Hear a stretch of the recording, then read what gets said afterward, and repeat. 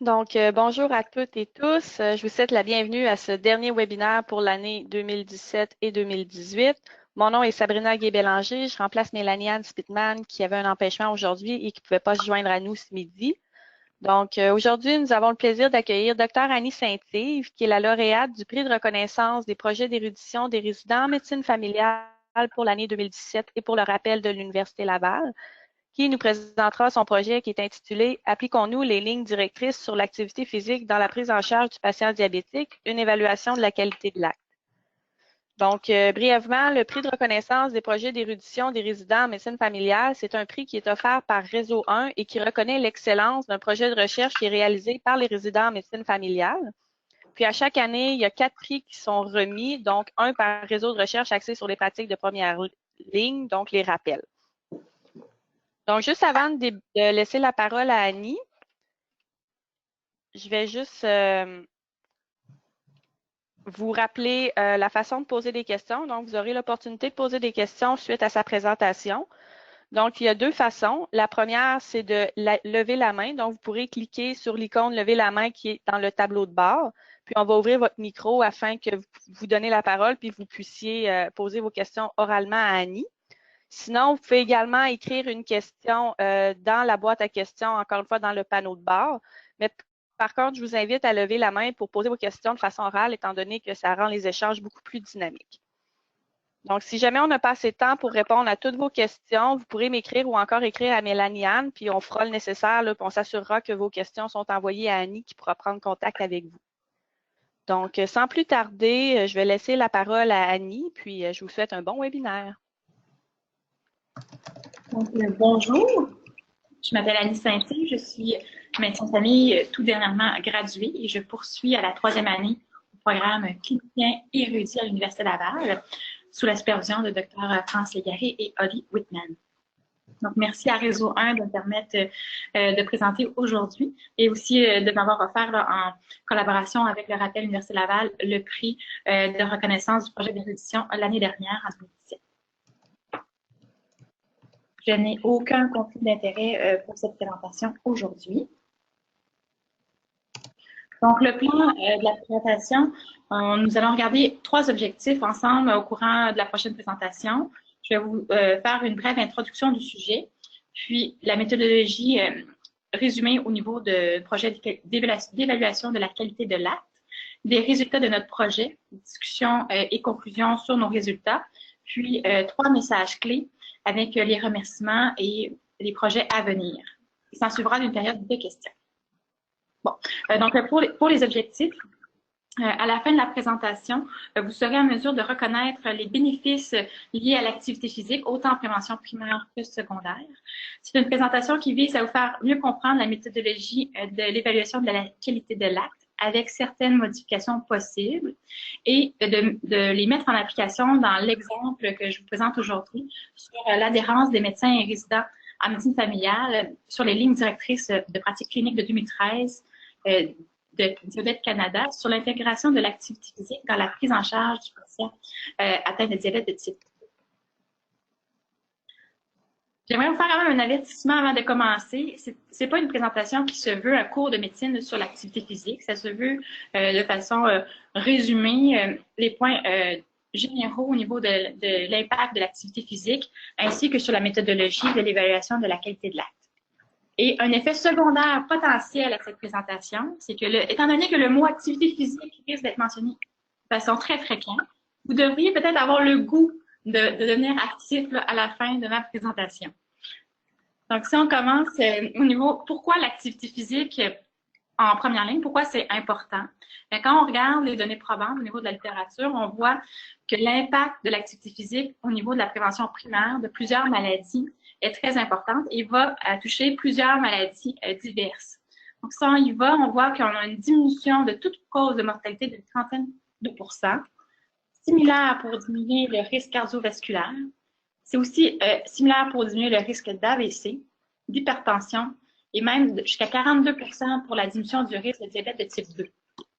On a une diminution du risque de cancer du sein aussi de 20 % ainsi qu'une diminution de 30 % du risque de cancer du côlon. Donc, c'est une intervention préventive qui va venir jouer sur plusieurs fronts simultanément, qui peut être bénéfique au niveau de nos populations. Si on regarde au niveau de la prévention secondaire, ici, je vous présente un tableau qui vient de l'étude de NACI qui a été publiée dans BMJ en 2013, qui nous présente l'effet au niveau de la mortalité de certaines interventions selon une maladie préalable. Donc, selon si on a, par exemple, ici, prédiabétique, on voit que toutes les interventions dont les lignes vertes sont du côté gauche de votre écran sont bénéfiques pour diminuer la mortalité, tandis que lorsqu'on va du côté droit ici, on a une augmentation de la mortalité. Chaque maladie a été comparée, dans chaque maladie, on a comparé l'effet de l'exercice aux médicaments usuellement proposés. On a vu que l'impact au niveau de la mortalité de l'intervention au niveau de l'exercice est similaire qu'à certains médicaments. Cela ne veut pas dire d'arrêter de prendre une médication pour le contrôle de nos maladies. Cela veut simplement souligner le fait que l'activité physique, que l'exercice pourrait venir bonifier notre potentiel au niveau de nos traitements. Que recommande l'Association de Diabète Canada, qui effectue chaque année une révision de son guide de pratique?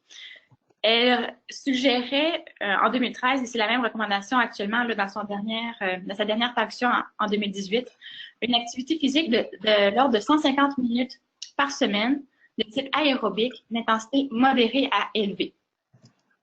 C'est une des recommandations spécifiques au niveau de l'activité physique. Il y en a d'autres. Mais c'est sur celle-ci que nous avons décidé, nous, de s'attarder davantage dans notre évaluation de la qualité de l'acte. C'est une recommandation de niveau 2B. Qu'est-ce qu'un grade de recommandation? Les grades de recommandation vont de grade A à D. Pour les études de traitement et de prévention, c'est des grades qui sont donnés au niveau de l'évaluation du niveau de certitude des données probantes. Nous, on a une recommandation de grade B, ce qui signifie c'est qu'elle se base sur des études cliniques sans répartition aléatoire ou sur des études de cohorte dont les résultats sont considérés comme incontestables. Les classifications de grade A à D, ce sont des classifications qui sont faites pour donner des recommandations au niveau de la certitude de l'impact clinique.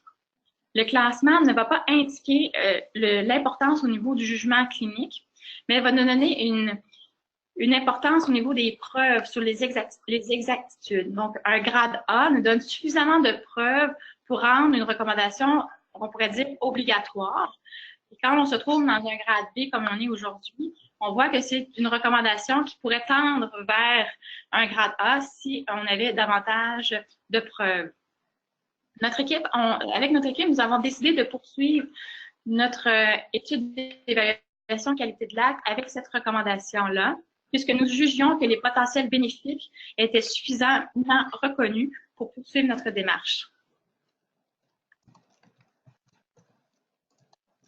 Bien évidemment, je vais vous revenir plus loin au niveau de la méthodologie plus précise, mais lorsqu'on fait une évaluation de la qualité de l'acte, il faut établir des objectifs à atteindre. Donc, on ne voulait pas évaluer si les patients de nos médecins qu'on évaluait atteignaient le 150 minutes d'activité physique par semaine, mais bien évidemment le processus d'évaluation. Donc, en lisant le guide de recommandation de Diabète Canada, on a fait ressortir trois critères potentiels, potentiellement nécessaires. Donc, on a utilisé l'évaluation des habitudes d'activité physique comme étant le premier critère, suivi du conseil face à l'activité physique qui était présente et la référence à un autre professionnel. Donc, voici une diapositive sur la méthodologie que nous avons utilisée. Je vous réfère au guide du Collège des médecins du Québec si vous voulez en savoir davantage sur les précisions lorsqu'on désire faire une évaluation de la qualité de l'acte. Grosso modo, on doit choisir premièrement une ligne directrice comme je vous l'ai déjà montré. Par la suite, il faut évaluer ce guide de pratique à savoir s'il est adéquat, s'il est conforme aux normes pour un guide de pratique. Nous avons utilisé la grille AGRI 2, qui est la version française, avec sa version française. Avec cette évaluation-là, nous avons pu conclure que notre guide de pratique avait été bien réalisé, cependant qu'il comportait des limites. Et la grande limite que nous avons fait ressortir, c'était son applicabilité. C'est-à-dire que c'est un guide qui nous conseille d'intégrer l'activité physique chez les patients diabétiques de type 2 ou de type 1. Mais c'est un guide qui ne nous conseille pas à savoir comment l'intégrer, c'est-à-dire quelles sont la fréquence d'évaluation de l'activité physique chez nos patients, quels sont les coûts qui pourraient être engendrés par l'implantation d'un tel procédé, quel type d'intervenants nous avons besoin de façon supplémentaire et est-ce que c'est réaliste de l'appliquer autant en région qu'en milieu urbain. Nous avons, malgré les limites soulevées au niveau de l'applicabilité, nous avons décidé de poursuivre notre évaluation de la qualité de l'acte pour la raison suivante, c'est-à-dire que l'objectif primaire de notre évaluation, c'était de se vouloir une évaluation qui se soit informative et exploratoire. Ce qui est différent d'une évaluation de qualité de l'acte usuelle. Usuellement, l'évaluation de qualité de l'acte va viser à vérifier l'application des normes scientifiques dans le but de mener directement à un changement de pratique et de vérifier ce changement de pratique. Donc, pour cela, ça nous prend des objectifs qui sont quantifiables et objectivables. Donc, nous avons opté, étant donné que nous trouvions que le sujet de l'activité physique était important en première ligne, pour faire une évaluation de la qualité de l'acte de façon exploratoire, avec des objectifs qui, oui, certes, peuvent nous paraître subjectifs, mais nous avons décidé de créer des critères qui les rendaient objectivables. Et nous avons décidé de mettre aussi nos 3 critères présentés précédemment avec des définitions qui étaient ouvertes, c'est-à-dire que nous avions une vision d'inclusion pour chacun des critères qui était très grande. Une fois que nous avons statué sur la validité de notre guide de pratique, le choix de notre ligne directrice, de nos critères pour étudier l'application de cette ligne directrice, il faut aller chercher dans les dossiers électroniques de façon aléatoire entre 40 et 50 dossiers pour pouvoir évaluer la pratique. Nous avons sélectionné 42 dossiers électroniques de façon aléatoire parmi les dossiers disponibles entre le 1er juillet 2015 et le 30 juin 2016.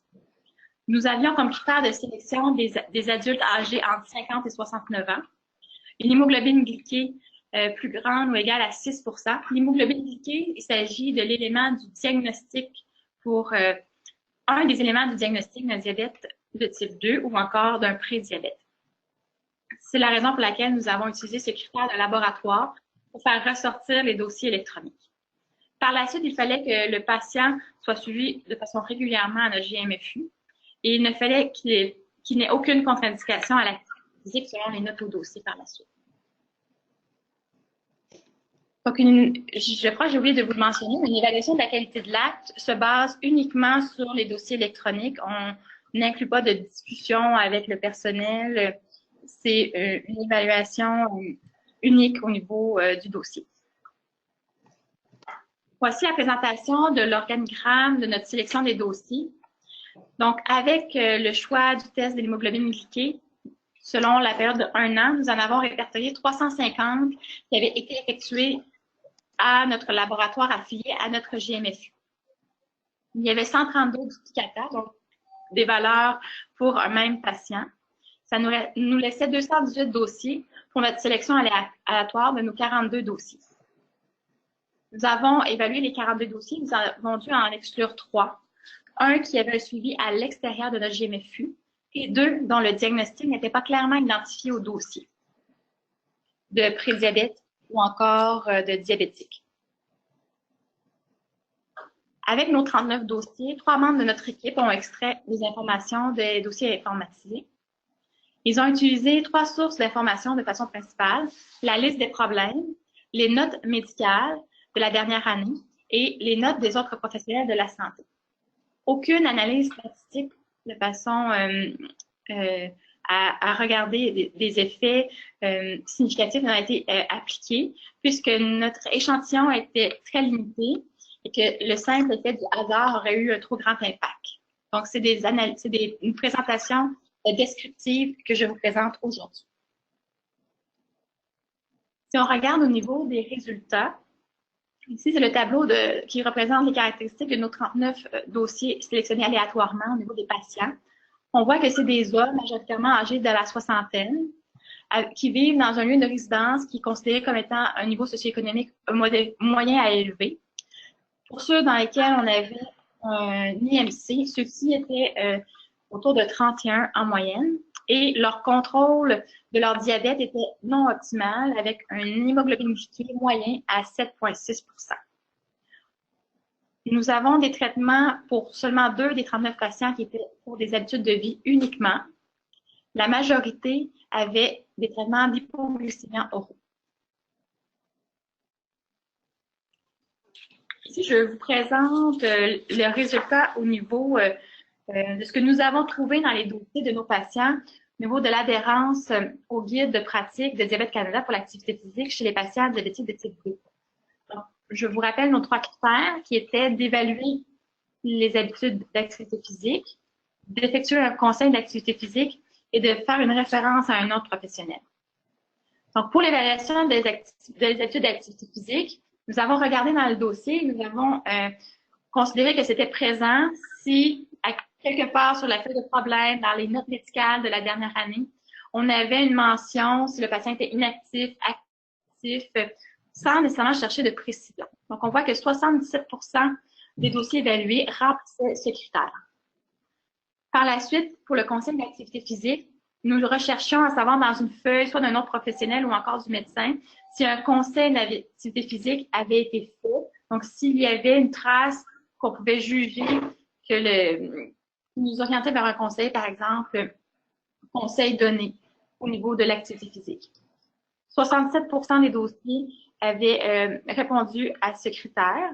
Et lorsqu'on parle du troisième critère au niveau de la référence à un autre professionnel, on recherchait à retrouver dans le dossier du patient s'il y avait d'autres professionnels inclus.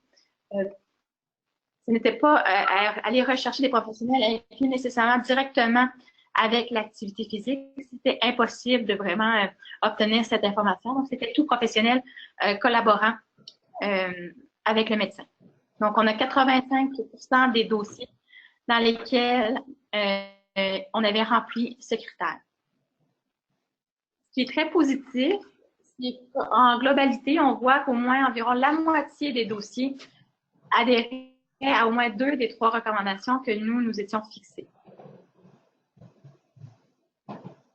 Voici au niveau du tableau 2 une présentation des types de professionnels de la santé qui étaient impliqués autres que le médecin. Sans grande surprise, on voit que c'est les infirmières à 59 % qui sont impliqués dans le traitement de nos patients diabétiques. Il y avait tout de même 5 patients qui avaient un suivi avec un kinésiologue, 8 patients qui avaient un suivi avec une nutritionniste et 10 patients qui avaient un suivi avec une équipe interprofessionnelle du type traité santé. Une évaluation qualité de l'acte type que nous avons voulu effectuer a plusieurs limites. Premièrement, au niveau de la sélection des dossiers, nous sommes conscients que d'aller chercher des dosages sériques à un seul laboratoire affilié à notre GMFU pouvait faire en sorte qu'une certaine clientèle n'était pas inclue dans nos patients potentiels pour la sélection aléatoire par la suite. Nous ne pouvons pas conclure que notre échantillon est essentiellement représentatif de toute notre clientèle suivie à notre GMFU. Une évaluation de qualité de l'acte se fait sur des documents écrits seulement. Nous, notre sujet, c'est un sujet qui porte en quelque sorte à la relation patient-médecin, à une collaboration verbale qui peut ne pas se retrouver au niveau des documents écrits. Il y a aussi la notion temporelle qui était difficile à intégrer, c'est-à-dire qu'il n'a pas été possible pour nous de définir à savoir si réellement les médecins évaluent le niveau d'activité physique à chaque rencontre. La raison pour laquelle nous n'avons pas été dans cette précision, c'est pour répondre à l'élaboration de nos critères de base qui se devaient être objectivables et on ne voulait pas, nous voulions avoir une vision globale de l'intervention et non pas venir changer actuellement les pratiques. En conclusion, on peut voir qu'il y a eu un respect de l'intégration de l'activité physique dans le suivi des patients diabétiques de type 2, mais que cela était variable selon notre critère. On voit que le conseil d'activité physique était plus faible au niveau de l'adhérence et plus élevé au niveau de la référence à un autre professionnel. Il serait tout de même intéressant d'aller chercher une plus grande taille d'échantillonnage pour pouvoir venir évaluer s'il y a une différence dans l'intégration de l'activité physique dans les patients diabétiques selon la caractéristique soit du patient, à savoir son sexe ou encore son milieu socio-économique, et aussi les caractéristiques des professionnels de la santé. Donc, je reviens à des messages clés qui reviennent à nos objectifs que je vous ai discutés au préalable. Donc, premier message clé, l'activité physique comporte plusieurs avantages pour autant la population en santé que la population atteinte de diabète de type 2, qui est non négligeable, et qui fait en sorte que c'est un sujet qui est toujours d'actualité et qui est toujours important pour notre première ligne. Une évaluation de la qualité de l'acte sur un sujet qui est subjectif et une ligne directrice de grade B, c'est réalisable. Cependant, cela comporte des limites. Il faut être conscient qu'au niveau de la portée des résultats, en sera affecté. Ça ne veut pas dire qu'il ne faut pas aller dans ce chemin, parce que quand un sujet est important, il est important de l'intégrer dans notre pratique. C'est un bon moyen pour apporter une discussion. Notre équipe aussi semble bien intégrer le concept de l'activité physique dans le suivi de nos patients diabétiques de type 2. Et finalement, non le moindre, mais si vous voulez débuter l'activité physique dans votre quotidien, je vous invite grandement à en parler à votre médecin. J'aimerais remercier toute l'équipe de résidents avec qui j'ai travaillé comme R2, donc Isabelle Germain, David Grenier, Erwin Klibanski, Tatiana Serbu, toute l'équipe de médecins de famille de notre GMFU qui ont accepté que l'on effectue cette évaluation de la qualité de l'acte dans leur milieu. Dr France Légaré et M. Hubert Robitaille pour leur supervision. M. Stéphane Turcotte pour les analyses statistiques pour avoir fait ressortir les fréquences de nos variables. Madame Nicole Massicotte qui nous a aidé à aller ressortir les dossiers patients selon l'hémoglobine glyquée. Monsieur Jean-Philippe Ricard et Patrick Maranda, qui sont des kinésiologues. Jean-Philippe Ricard était un kinésiologue à notre GMFU, qui nous ont aidés à sélectionner les critères au niveau de la contre-indication à l'activité physique et à discuter de notre projet. Dr Frédéric Bélanger-Ducharme et sa résidence à l'époque, Laurence Dupont, qui nous ont donné des commentaires et une révision de notre protocole avant son application. J'aimerais vous glisser un mot sur ce qui est à venir. Donc, comme je vous ai dit, c'est une évaluation de la qualité de l'acte qui se voyait exploratoire. Cette évaluation de la qualité de l'acte nous a amené à se poser d'autres questions. Et c'est le sujet de mon projet de recherche que je vais effectuer dans mon R3 ici à l'Université Laval, qui vise en soi de décrire l'utilisation du counseling en activité physique en première ligne. Pour ce faire, nous allons analyser les discussions de 533 rencontres cliniques qui ont été effectuées en première ligne, qui ne se centrera pas seulement sur les médecins, mais sur tous les professionnels de la santé. Puis, le but de cette étude sera de vraiment améliorer notre compréhension sur l'intégration de l'activité physique, sur cette relation médecin-patient qui pourrait être bonifiée en mieux comprenant le quoi, c'est-à-dire quels sont les termes qui sont utilisés lorsque l'on parle d'activité physique, et sur le comment, c'est-à-dire de quelle façon le counseling en activité physique est-il intégré actuellement. Pour le comment, nous allons utiliser un cadre conceptuel qui s'appelle les 5A. Ici, je vous ai tiré un exemple du cadre qui a été traduit en français, qui était paru en 2010. Donc, grosso modo, on vise à apprécier le comportement, à aviser sur les recommandations, à agréer sur un plan d'action, à assister avec conjointement avec le patient sur les barrières potentielles et de faire un suivi arrangé, c'est-à-dire de faire un suivi, de voir l'adhérence au traitement. Donc maintenant, je serai prête là, pour la période des questions. Si vous avez des questions supplémentaires qu'on n'a pas le temps de parler aujourd'hui, je serai présente à la journée Réseau 1 du 15 juin à Québec.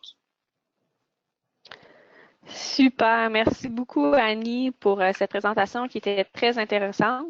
Donc, pour la période de questions, je vous rappelle qu'il y a deux façons dont vous pouvez procéder. Vous pouvez cliquer sur l'icône « Lever la main » dans le panneau de bord. On va vous donner la parole pour que vous puissiez poser votre question directement à Annie. Ou sinon, vous pouvez également écrire votre question dans la boîte à questions.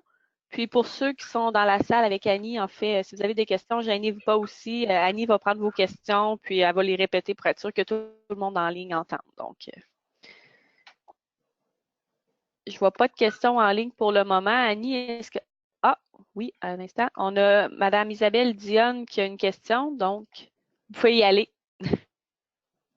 Oui, bonjour, vous m'entendez? Oui, très bien. Parfait, merci pour la présentation. En fait, moi, je voulais voir avec vous, vous avez, dans vos résultats, vous nommez que vous considérez que votre équipe intègre le concept d'activité physique dans le suivi des patients. J'ai vu quelles variables vous avez mesurées, là, mais qu'est-ce que vous entendez par intégrer le concept d'activité physique et jusqu'où vous avez l'impression que le médecin pourrait ou devrait aller dans la discussion autour de l'activité physique? Parce que pour moi, on peut énoncer un souhait, ou c'est-à-dire faire une recommandation à quelqu'un en disant « vous devriez », mais on sait très bien que l'adhérence réelle par la suite est généralement faible. C'est vrai pour toute la population, incluant les patients diabétiques de type 2. Donc, je voudrais vous entendre un petit peu sur ce que vous entendez par intégrer le concept. Qu'est-ce que vous jugez qui devrait être minimalement fait par le médecin, mais aussi par les autres professionnels de la santé par la suite? Donc, jusqu'où le médecin va, puis à partir de quand il arrive au bout de sa limite et il a besoin de se référer à quelqu'un d'autre? C'est une très bonne question. Donc, le premier volet au niveau, quelle est la définition qu'on pourrait donner d'intégrer le concept de l'activité physique? Nous, dans notre projet d'évaluation qualité de l'acte, il y avait les trois volets, c'est-à-dire d'évaluer minimalement le comportement du patient au niveau écrit dans le dossier, d'effectuer un conseil et d'intégrer un autre professionnel. C'était pas une visée nécessairement de changement de pratique de façon précise, puisqu'on était en rétrospectif dans des dossiers médicaux écrits. Cependant, ce que le projet a pu mettre en évidence, c'est qu'effectivement, lorsqu'on fait une évaluation de qualité de l'acte avec ces critères que je vous ai mentionnés de façon ouverte, on voit qu'on peut les retrouver dans le dossier. Donc, c'est tout de même intégré à quelque part dans le suivi.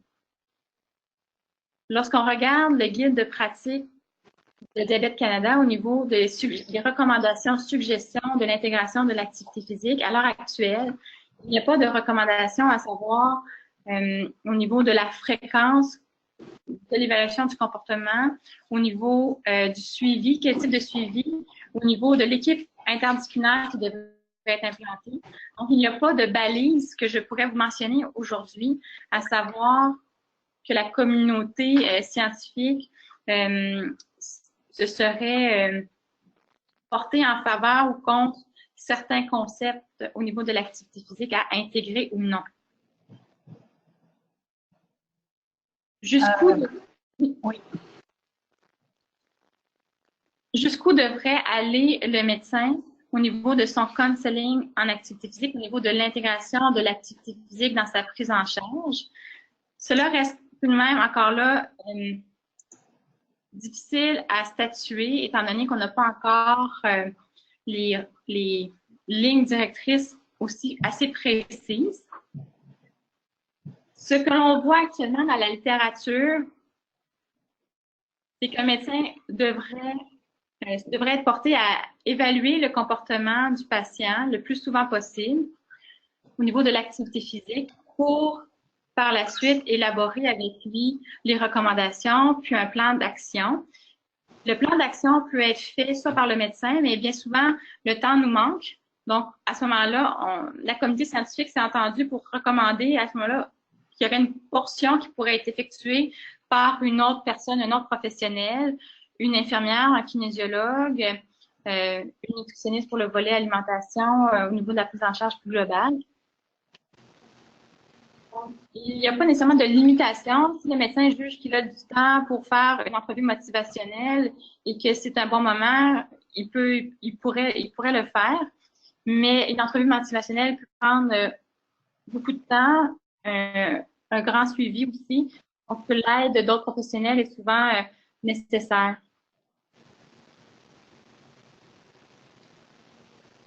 Est-ce que ça répond à votre question? Oui, en fait, oui, ça répond, ça me donne, ça me décrit assez bien votre position par rapport à tout ça, puis je trouve ça fort intéressant. J'aimerais juste mentionner cependant que le kinésiologue peut peut-être prendre la place du médecin, pas juste parce que le médecin n'a pas beaucoup de temps, puis ça on le sait, mais aussi parce qu'il est formé en gestion, en changement de comportement, en tout cas. Bref, je pense qu'il pourrait être plus utile peut-être, mais je suis d'accord avec vous que les lignes directrices ont besoin d'être précisées à ce moment-ci. Effectivement, un kinésiologue, avoir accès à un kinésiologue, je crois que tout médecin rêverait avoir un accès à un kinésiologue pour leurs patients diabétiques, entre autres. Donc, ils ont une formation spécifique au niveau de l'activité physique qui est formidable et la collaboration avec eux est aussi, serait aussi grandement à augmenter. Merci.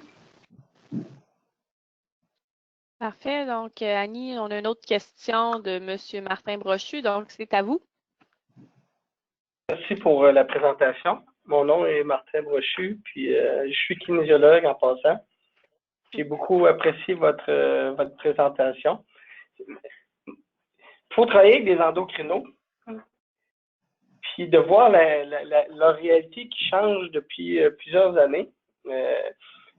J'en ai plusieurs qui me disent qu'ils ont de moins en moins de temps à passer avec leurs patients parce que la population vieillit. Fait que là, la clientèle diabétique, le profil a changé depuis les 20-30 dernières années, ce qui fait que maintenant, les patients diabétiques qui sont vus par mes collègues endocrinologues, c'est des gens plus âgés avec souvent de l'hypertension, un mauvais contrôle de leurs lipides, un mauvais contrôle de leur glycémie, puis des comorbidités associées à leur diabète.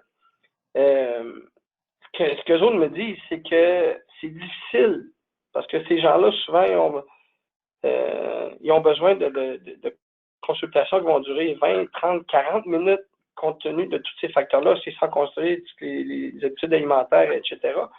Fait que j'ai de la misère à voir comment les médecins d'aujourd'hui, la génération des nouveaux médecins, peuvent réussir à rencontrer les guidelines actuelles en termes de recommandations d'activité physique, parce qu'en bout de ligne, on vous impose, selon moi, là, on vous impose beaucoup en peu de temps. Donc, est-ce qu'on serait mieux d'en faire un peu moins puis de diviser les tâches entre les autres professionnels de la santé pour s'assurer d'optimiser chacune des interventions? J'aimerais avoir votre opinion là-dessus. Merci, c'est une excellente question. Effectivement, la notion du temps est une notion qui revient souvent lorsqu'on regarde dans la littérature au niveau de l'opinion des médecins sur l'intégration de l'activité physique. Le temps manque souvent. Donc, je n'ai pas aujourd'hui de solution déjà préparée pour vous. Cependant, il y a des pistes de réflexion qui me semblent tout de même intéressantes. C'est-à-dire à savoir, est-ce que le médecin ne pourrait-il pas intégrer dans sa routine comme une routine de savoir si le patient fume, prend de l'alcool, prend des drogues, est-ce qu'il est actif ou non? Déjà avoir une routine d'intégrer l'activité physique au niveau comportement de base. Par la suite, voir avec le patient s'il veut discuter d'activité physique aujourd'hui.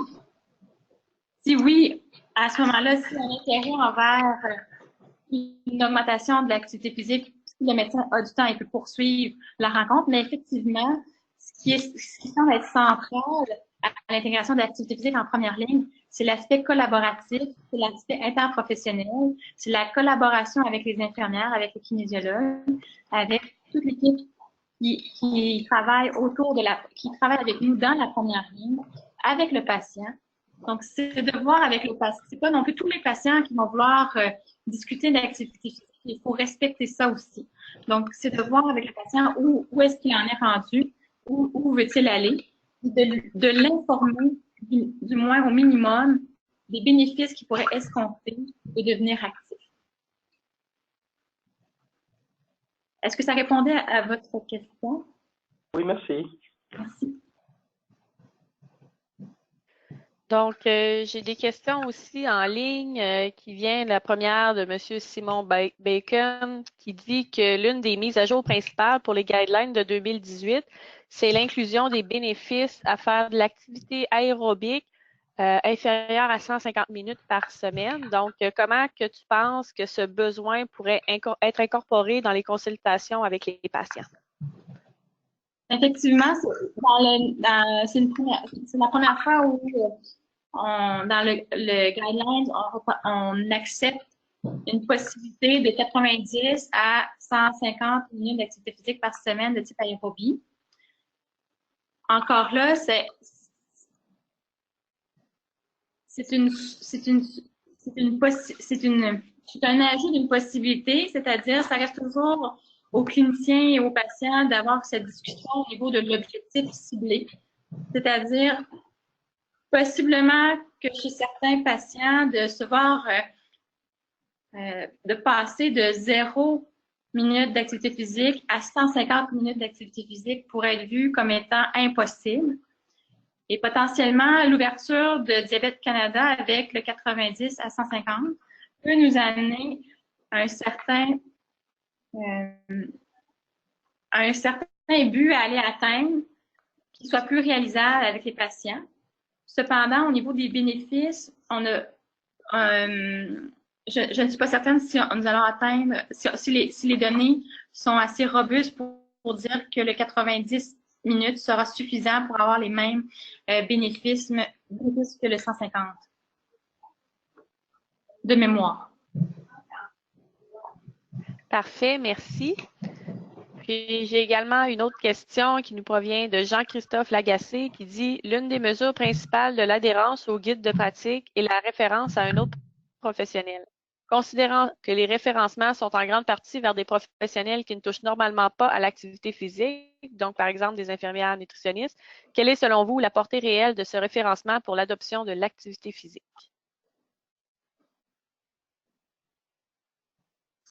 Effectivement, c'est une très bonne question.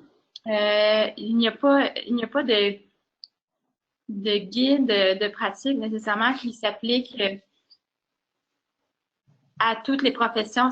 On n'a pas un cadre professionnel qui se veut interdisciplinaire au niveau de la formation des guides de pratique.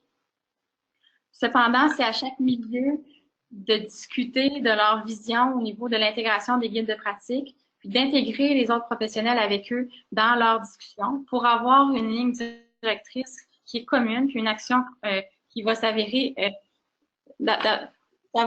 Le fait de choisir l'activité physique, par exemple, avec un guide de pratique que l'on peut appliquer dans une unité en première ligne, le fait d'intégrer autant les médecins que tous les autres professionnels de la santé autour de la table pour se questionner à savoir de comment on doit l'intégrer, pourrait apporter une meilleure cohérence au niveau du suivi des patients, même si la ligne directrice, à proprement dit, s'adresse aux professionnels médicaux médecins.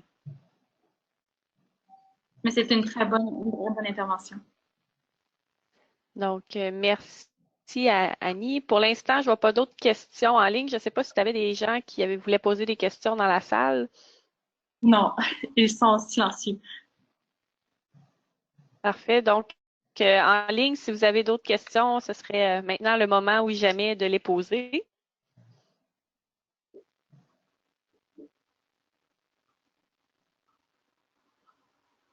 Donc, je pense qu'on a fait le tour des questions.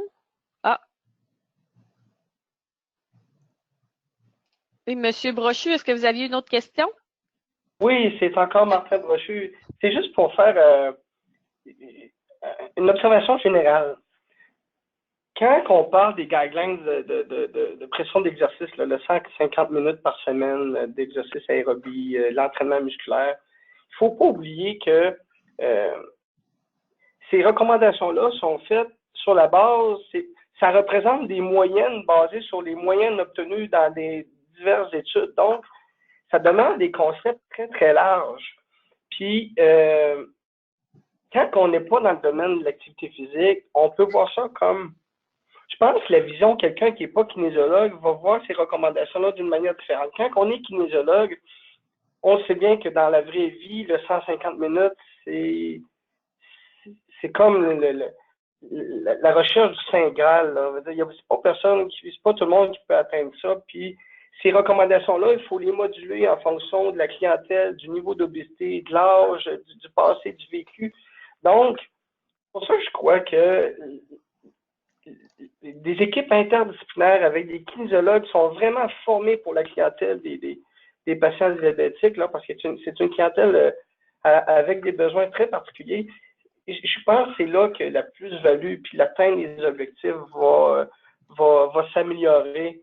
Parce que comme kinésiologue, moi, quand on me présente ces guidelines-là, je les vois d'une manière différente. Je les vois comme des moyennes de moyennes. C'est que moi, mon objectif, c'est peut-être pas nécessairement d'atteindre le guideline, mais c'est de trouver les moyens, les outils, trouver les facteurs favorisants, les barrières à la pratique d'activité physique pour progressivement et idéalement amener mon patient diabétique vers ces valeurs-là. Mais ça demande, c'est ça, comme l'intervention de Mme Dionne avant, il faut connaître tous les différents facteurs motivationnels, les facteurs favorisant à la pratique d'activité physique. Puis je crois sincèrement et profondément que tant qu'on n'arrivera pas à avoir des équipes interdisciplinaires avec des kinésiologues, puis là, je sais qu'il y a une question d'argent qui est très, très importante dans tout ça, parce que j'ai déjà été, on m'a déjà demandé dans des cliniques de diabète d'aller faire des interventions. Puis à tous les fois, quand je posais la question pourquoi je n'avais pas de kinésiologue, on me disait ben les budgets sont limités, puis c'est pas le professionnel pour nous qui est le plus important pour nos besoins actuels.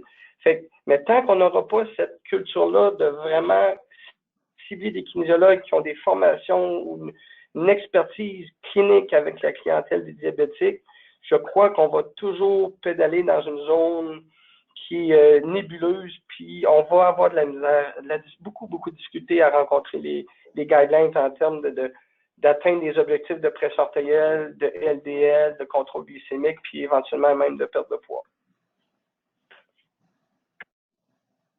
Parfait. Ben, merci. Sabrina, est-ce que je peux poser une question? Oui. Merci pour l'intervention, c'est très apprécié. Ça résume bien le point de vue que vous avez. Puis, je suis totalement d'accord que l'intégration d'un kinésiologue serait nécessairement totalement souhaitable. Là, j'ai une question dans la salle. C'est peut-être Simon Descaries. Moi, je suis aussi kinésiologue et physiothérapeute. Peut-être une réflexion là, que j'aimerais porter par rapport à l'intégration du kinésiologue en première ligne.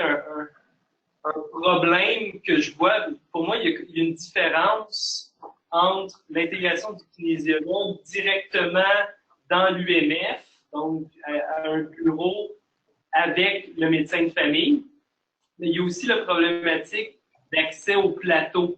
Donc, un kinésiologue qui est dans un centre de conditionnement physique, en fait, c'est là qu'il va exécuter avec le patient son travail de kinésiologue, d'activité physique. Moi, je vois aussi un peu la même façon qu'on voit en physiothérapie. Il y a une certaine déconnexion au niveau des infrastructures entre la première ligne et l'accès au plateau qui nous permettent de faire ces interventions-là en tant que professionnel de la santé. Fait qu'il y a peut-être quelque chose aussi à travailler là, en termes de continuum de soins et de liaison entre les cliniques et les centres de conditionnement physique d'un territoire, par exemple. Peut-être si je peux avoir l'opinion de Dr. Saint-Yves, Dr. Dionne et Dr. Brochu là-dessus.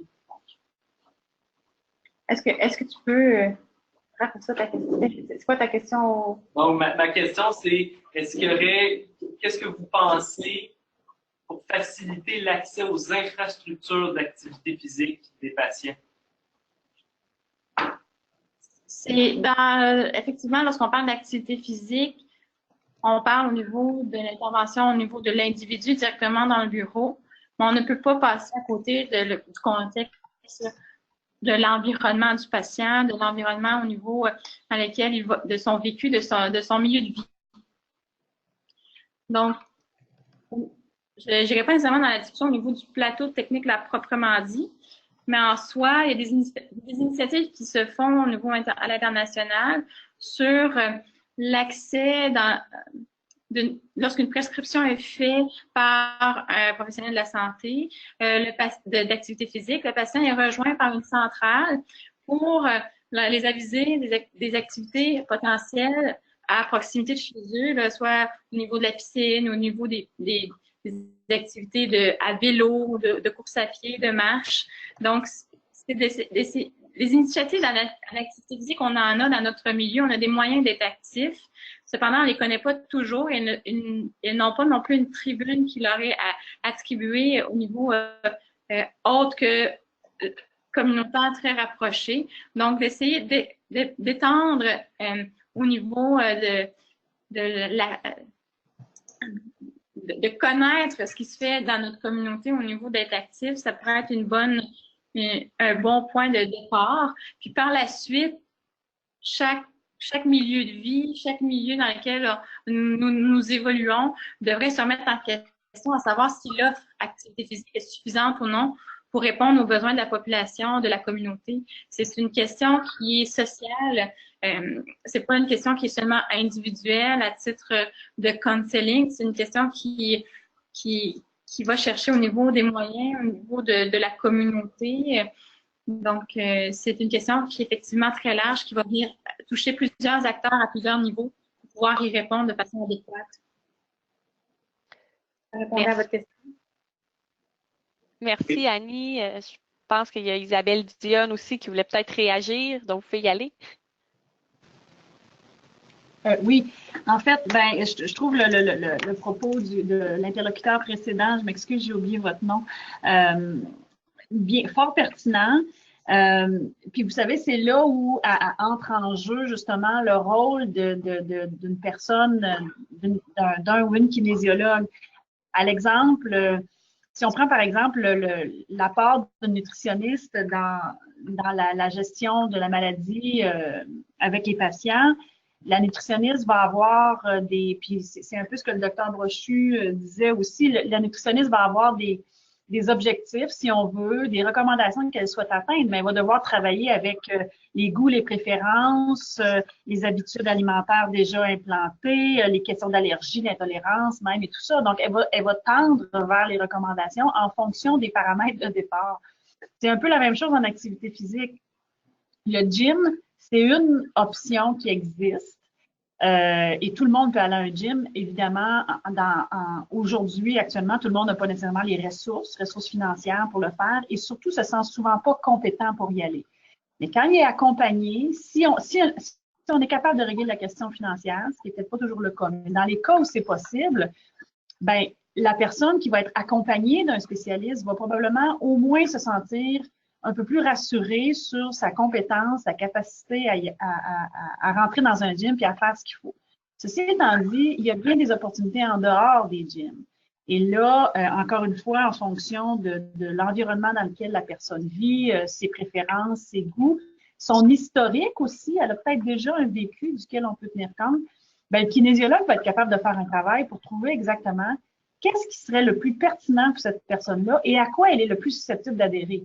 Parce qu'entendons-nous que c'est ça la question à plus long terme. C'est pas juste de trouver ce qu'elle devrait faire, c'est qu'elle le fasse. Et d'autant plus important, donc, je pense, et pertinent d'avoir quelqu'un qui est justement formé là-dedans et qui va pouvoir faire ce bout-là, finalement, de l'équation avec le patient. Mais il y aura toujours des questions financières qui demeurent entières. Et puis, mais c'est là où, avec le concours, je pense, des médecins, qu'on va peut-être avoir un peu plus de portée là, auprès des décideurs pour tenter de faire évoluer ça. Exact, merci. Effectivement, c'est un peu la portée que se voulait cette présentation, puis notre évaluation de qualité de l'acte, qui se voulait pas nécessairement d'évaluer si oui ou non on avait une pratique qui était exemplaire, mais qui se voulait une introduction à ce sujet, essayer d'en discuter davantage, puis essayer de voir tous ensemble comment on pourrait répondre à cette question. Effectivement, la question financière va toujours venir en premier plan, puisque si on compte tous les diabétiques au Québec, puis qu'on se dit que chacun d'entre eux devrait avoir un suivi régulier avec un kinésiologue, puis qu'on rajoute à ça les patients hypertendus, la dyslipidémie, avec une dyslipidémie, avec un surplus de poids, on couvre un large spectre de notre population actuellement. Puis au niveau financier, pour savoir est-ce que c'est la meilleure méthode d'avoir une intervention individualisée de la sorte, ou est-ce qu'il n'y aurait pas d'autres options qui pourraient être bénéfiques pour aller chercher un service au niveau de l'activité physique qui puisse être étendu à large échelle. Et pour ça, je n'ai pas encore trouvé la réponse à cette question, savoir qu'est-ce qui serait le plus efficace pour avoir une intervention à large échelle. Super, merci Annie. J'aurais peut-être une autre question dans un tout autre ordre d'idée. Donc, c'est Daniel Schermer de Réseau 1 qui se demande comment tu trouves ton expérience de recherche en tant que résidente en médecine familiale? Et est-ce que tu vois des façons ou peut-être des solutions potentielles, comment on pourrait mieux supporter les résidents qui veulent faire de la recherche? C'est effectivement de tout ordre d'idée, mais c'est une question aussi qui est intéressante. Effectivement, faire un projet de recherche, là, ici, c'est une évaluation de qualité de l'acte. On a un temps qui est attitré pour le projet, mais un temps qui est limité. On a beaucoup d'autres activités là, connexes là, à compléter et des examens à étudier. Puis, ce qui nous a aidé, nous, à faire le projet qu'on a fait dans la structure qu'on a pu obtenir, c'est d'être supervisé par une chercheure d'expérience qui était France Légaré. Elle nous a permis de vraiment nous orienter dans notre travail, puis de rechercher à définir nos objectifs, à définir le projet, à mieux connaître dans quelle direction nous voulions aller. Donc, de un, c'est de vraiment avoir un bon encadrement. Le bon encadrement nous permet aussi d'avoir un projet qui est réalisable dans le temps qui est imparti, puisque c'est toujours davantage plaisant de faire un projet lorsqu'on peut le faire dans un temps raisonnable, sans devoir finalement ne pas pouvoir se rendre à bon port au final par manque de temps. Donc, ce serait le point central que je pourrais dire au niveau de ce qui a rendu le projet faisable et intéressant là, pour le parcours de résident. Parfait, merci beaucoup. Donc, je vois pas d'autres questions. Je ne sais pas si tu en as peut-être pour une dernière dans la salle. Sinon, on va peut-être conclure. Non, j'ai pas de questions dans la salle. Bon, parfait. Donc, si tu fais juste m'amener à la dernière diapositive, s'il vous plaît. Oh, parfait. Donc, encore une fois, merci beaucoup à Dr. Annie Saint-Yves pour cette excellente présentation, puis également à vous toutes et tous pour votre participation très dynamique. Donc, si vous souhaitez avoir plus d'informations sur le prix résident, je vous invite à aller consulter le site de Réseau 1. Là, vous avez l'adresse affichée à l'écran. Également, j'aimerais vous mentionner que tous nos webinaires sont accrédités et disponibles sur YouTube. Vous pouvez également aller télécharger là, les diapositives en format PDF sur le site de Réseau 1 directement. La prochaine journée scientifique aura lieu le 15 juin à l'Université Laval. Donc, je vous invite à vous inscrire. Il est encore temps de le faire. Puis également, le programme final de la journée est disponible sur le site de Réseau 1.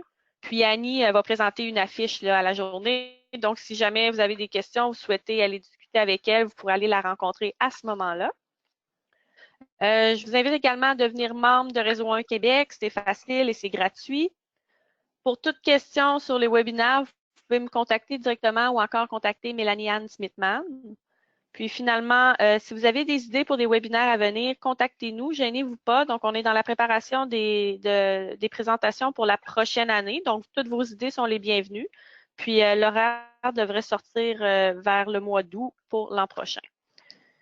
Donc, finalement, après, vous serez invité à compléter un bref sondage. Donc, je vous remercie de le compléter. C'est vraiment très utile pour nous afin de s'assurer que les webinaires répondent bien à notre audience.